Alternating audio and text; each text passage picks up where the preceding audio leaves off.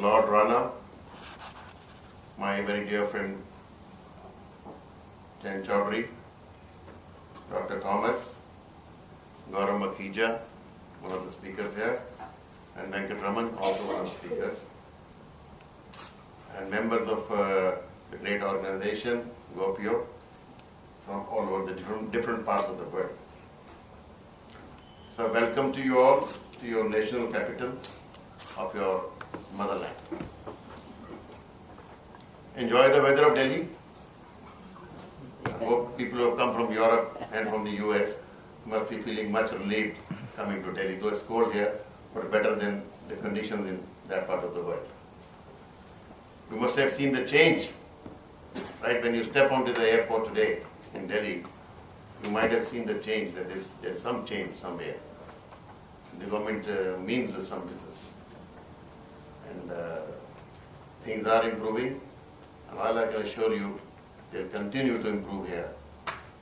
And that is an indication the window is open. Please step in, get into the window. Come and make investments in this country, your own country. But on the other hand, I only find maybe 35 people from GoPio attending this function today morning. We were expecting a gathering of almost 120, 130 people. May I take it that the people are not keen to invest money in India? Please, don't be disheartened.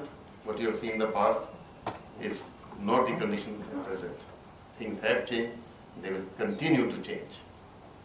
In fact, if you see, the government has thrown open a lot of things which we could never imagine 30 years ago, open to the private sector. One is the airports, even the ports. Now, most of the ports are now in private sector in India. The roads, telecommunications, even the railway has given certain corridors to the private operators to operate freight rakes. Of course, air travel you have seen. What is the competition? At what price you can travel now? And one thing good about the government of India is that when they announce a scheme here for any promotion, any tax benefit, or maybe a amnesty scheme, for the people, they maintain it. They maintain their word.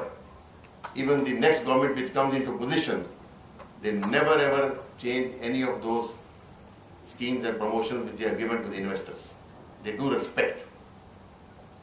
So this is a great event. Now coming to the topic which was given to me by Lord Rana and Mr. Jan Chaudhary for today's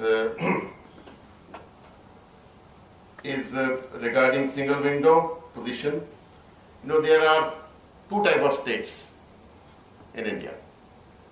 One are the part of the group of states where they have some very good quantity, huge quantities of raw materials.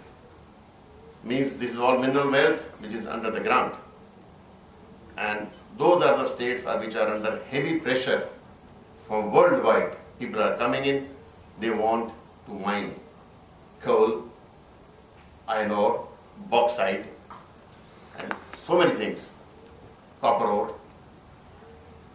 And these states have a great pressure of investors from all over the world. Now here, the single window systems are working in position, but you can imagine the waiting list there of the investors.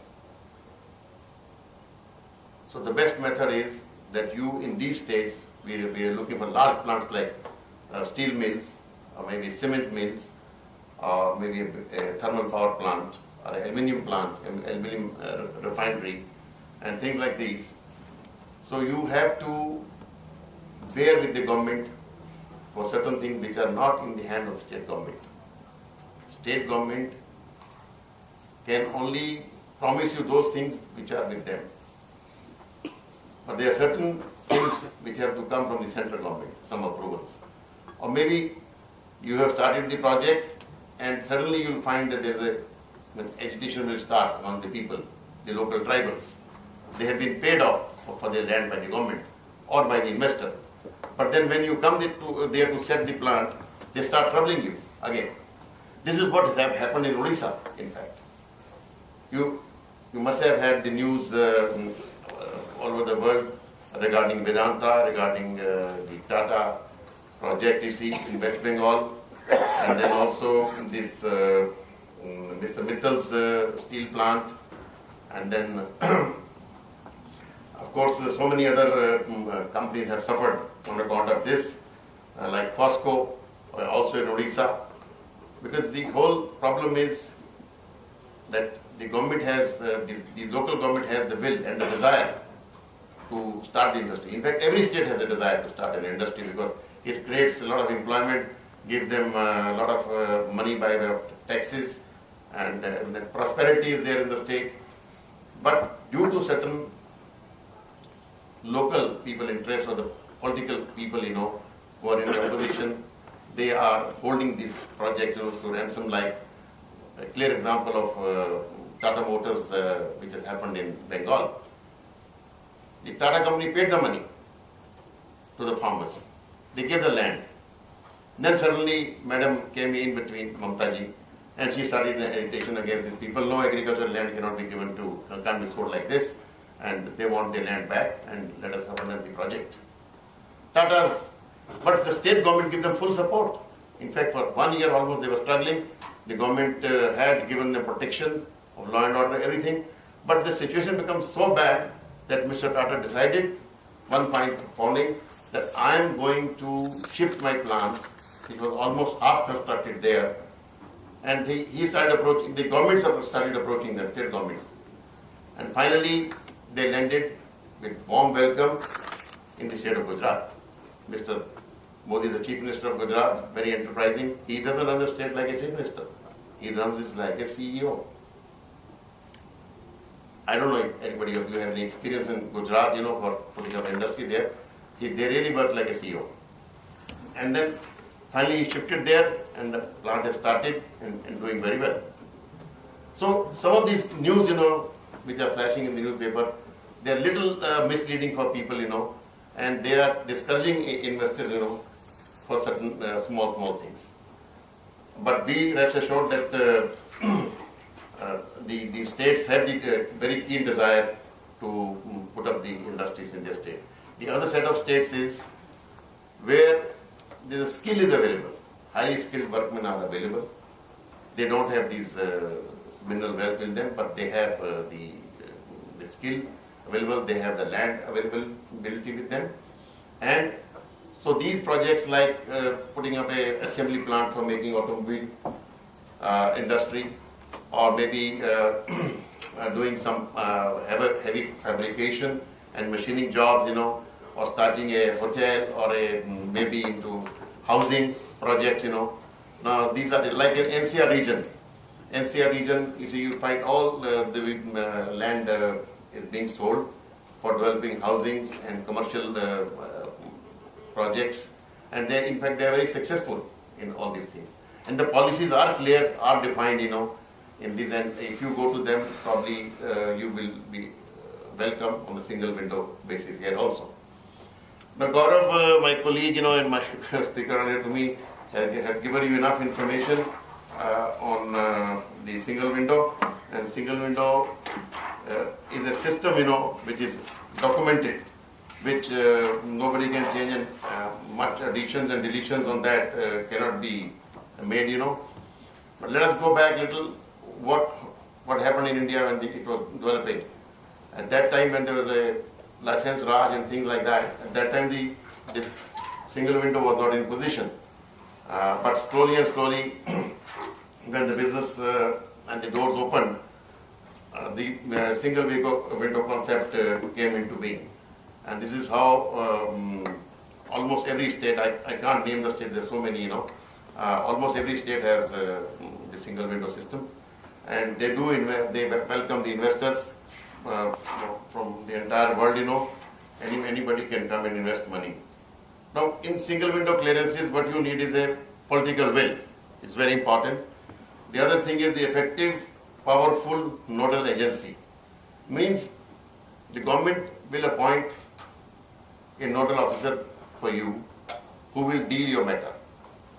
And most of the states where there is a big investment, they would have somebody, a senior IS officer, who is going to tackle your case, who is going to help you out, because he is speaking to people of various departments in the state government has a lot of meaning. If they put up a junior officer, then nobody would listen to him. That's the reason mostly it's being handled by the senior IS officers. Then is the partnership between the government and the trade. This is also very important for single window, that there should be perfect understanding between the trade and the government agencies. And fourth is establishment of clear project boundaries and objectives. What you really want to do and what are your objectives. Also is a very important feature in a single window. Then is the user friendliness and accessibility to the information in the state, and also is the legal authorization and powers. Now the person who is your nodal officer should have some legal powers, should have authorization to issue you the various documents, various approvals, like electronic signatures, like you are in England, and you need to sign an application somewhere. They certainly you are required. So you can't travel all the way to India.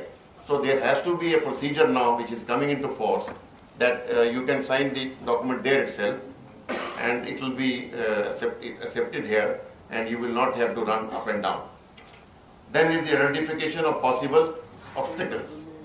Now for any project there can be a problem, So those problems we have to identify.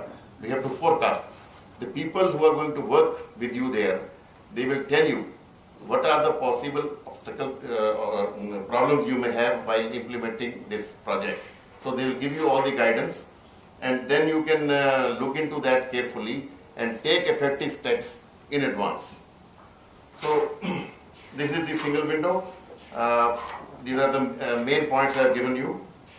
And then is regarding this, some of the projects which I am mentioning to you was the POSCO 12 million ton fully integrated steel plant in Odisha, Vedanta 1 million ton bauxite mining expansion in Odisha, then Tata 6 million ton steel plant at Kalinganagar, Odisha, which went into bad weather, all these Tata Nano project and ArcelorMittal, that is 96,000 crores steel mill.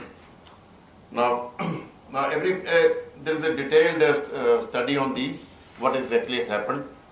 It will take a lot of time for me to explain to all these things. I have a pen drive with me. If anybody is interested, he can download the data from my pen drive, and then you can see later on. Now, there is a very interesting thing about what happened in this the ArcelorMittal case, and in Odisha what has happened, and how much investment, just to give a rough idea to you, what is the type of investment which is coming to India now? You see, there's a company known as EPCOL in Odisha, which is handling all these big mega projects on the part of the government. And would you believe that they had appointed a UK-based company, Unido, to give them a report on how the government, how this department is functioning, the single window. And this Unido has given them fairly a very good report that this government really means business, and they have done very well. And they had the Center of Monitoring Indian Economy data shows the total value of projects categorized as under implementation in 2003 was 1,07,376 crores. By 2008, the total value had increased to 3,48,000, almost 3,46,000 crores. Now this is the type of investment which is coming to Odisha. So because of, as I told you, because of raw materials, the availability of the mineral wealth with this state, the state is very rich. According to 2008 World Bank report, Odisha achieved an economic growth rate of 8.5